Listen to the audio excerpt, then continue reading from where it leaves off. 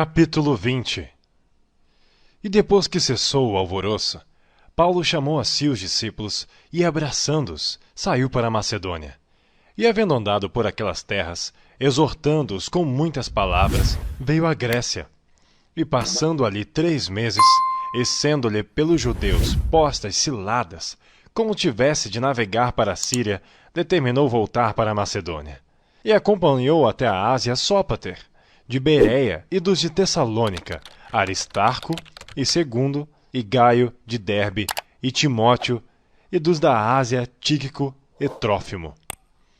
Estes, indo adiante, nos esperaram em Troade, e depois dos dias dos pães ázimos, navegamos de Filipos, e em 5 dias fomos ter com eles a Troade, onde estivemos 7 dias. E no primeiro dia da semana, ajuntando-se os discípulos para partir o pão, Paulo, que havia de partir no dia seguinte, falava com eles. E prolongou a prática até a meia-noite, e havia muitas luzes no cenáculo onde estavam juntos.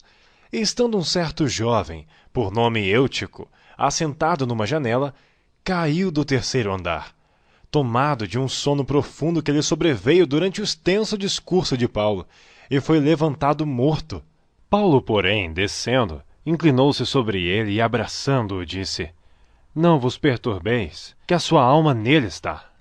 E subindo, e partindo o pão, e comendo, ainda lhes falou largamente até a alvorada, e assim partiu.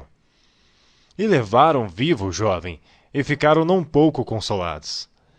Nós, porém, subindo ao navio, navegamos até Assos, onde devíamos receber a Paulo, porque assim ordenara indo ele por terra.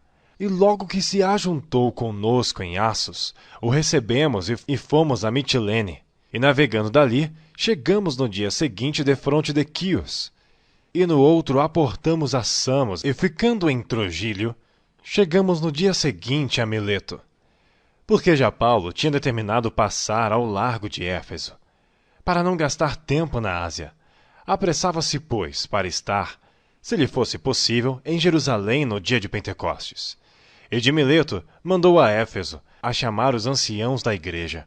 E logo que chegaram junto dele, disse-lhes: Vós bem sabeis, desde o primeiro dia em que entrei na Ásia, como em todo esse tempo me portei no meio de vós, servindo ao Senhor com toda a humildade, e com muitas lágrimas e tentações que pelas ciladas dos judeus me sobrevieram. Como nada, que útil seja, deixei de vos anunciar e ensinar publicamente pelas casas, testificando tanto aos judeus como aos gregos, a conversão a Deus, a fé em nosso Senhor Jesus Cristo.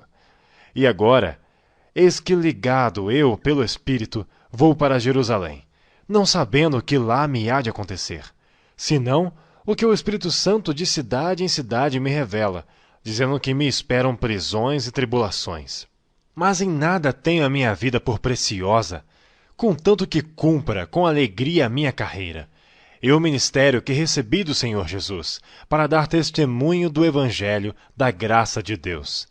E agora, na verdade, sei que todos vós, por quem passei pregando o reino de Deus, não vereis mais o meu rosto. Portanto, no dia de hoje, vos protesto que estou limpo do sangue de todos, porque nunca deixei de anunciar todo o conselho de Deus. Olhai, pois, por vós, e por todo o rebanho, sobre que o Espírito Santo vos constituiu bispos, para apacentardes a igreja de Deus, que ele resgatou com seu próprio sangue. Porque eu sei isto, que depois da minha partida, entrarão no meio de vós lobos cruéis, que não pouparão ao rebanho, e que de entre vós mesmos se levantarão homens que falarão coisas perversas para atraírem os discípulos após si. Portanto, vigiai, lembrando-vos de que, durante 3 anos, não cessei dia e noite de admoestar com lágrimas a cada um de vós. Agora, pois, irmãos, encomendo-vos a Deus e à palavra da sua graça, a Ele que é poderoso para vos edificar e dar herança entre todos os santificados. De ninguém cobicei a prata, nem o ouro, nem o vestuário. Sim, vós mesmos sabeis que para o que me era necessário a mim e aos que estão comigo, estas mãos me serviram. Tenho-vos mostrado em tudo que, trabalhando assim, é necessário auxiliar os enfermos e recordar as palavras do Senhor Jesus, que disse: mas bem-aventurada coisa é dar do que receber. E havendo dito isto, pôs-se de joelhos e orou com todos eles.